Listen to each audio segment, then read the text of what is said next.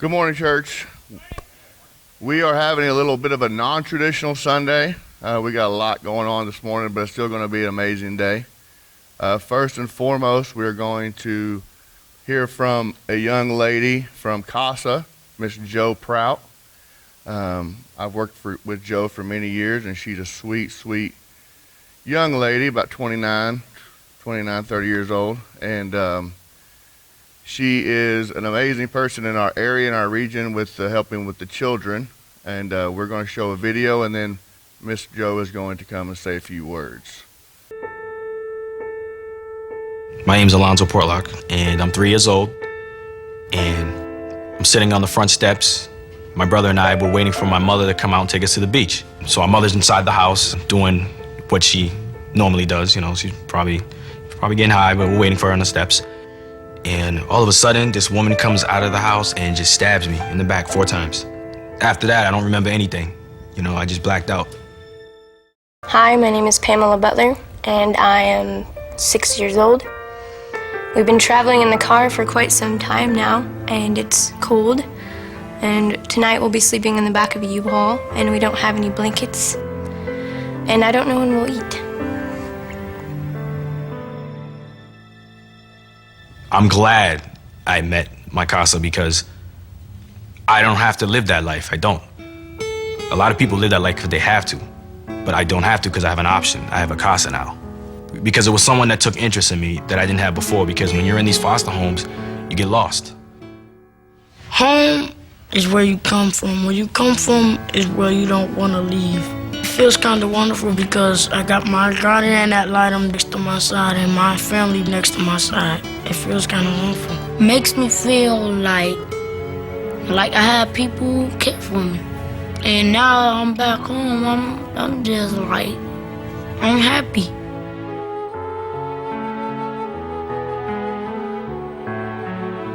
To me, my CASA means a trusted friend, an advocate, a voice. So it makes me feel really good to have brothers and sisters who can look out for me. If I could tell my new mom one thing, I'd probably tell her that I love her and she's a great mom.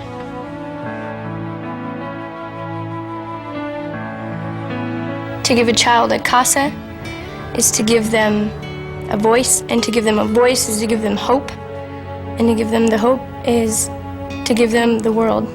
And I believe that with all my heart. I don't know what I'd do without my CASA. I don't want to imagine. For those who didn't know, I am just recently become the president of the board for CASA, and this has got to be the most wonderful, excellent team I've been attached to, because it's about the kids. And I invited Jo to speak to you all because we need volunteers. Okay?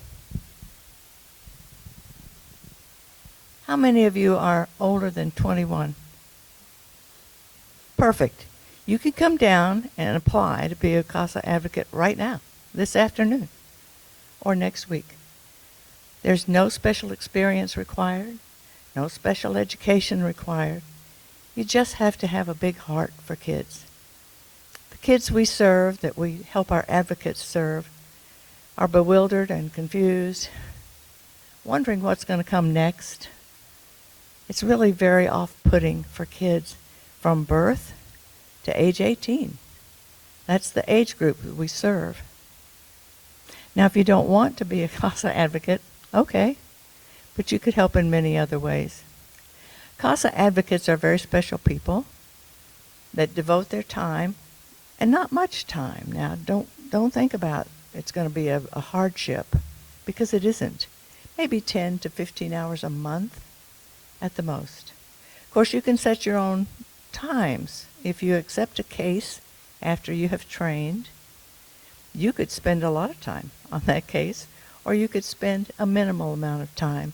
But you have to see your child, know that child's situation, and understand that what you say to the judge will help that judge determine that child's future. CASA advocates have to train for 30 hours. 15 of it is online, 15 is in a classroom with other people that are training as well. Once you've trained, the judge swears you in, and you become an officer of the court. And you work for that judge. You don't work for me. We'll support you all we can, but your information is gathered about that child so that you can help the judge know what to do or how better to do it for that child's future. We have some really good success stories, and we have some that are not so good as well. But nevertheless, last year, I want you to know there were over 250 children in the courts we serve because of abuse and neglect.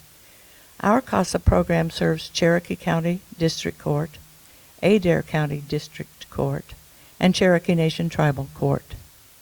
So in those three courts, there were a little bit more than 250 children because of abuse and neglect.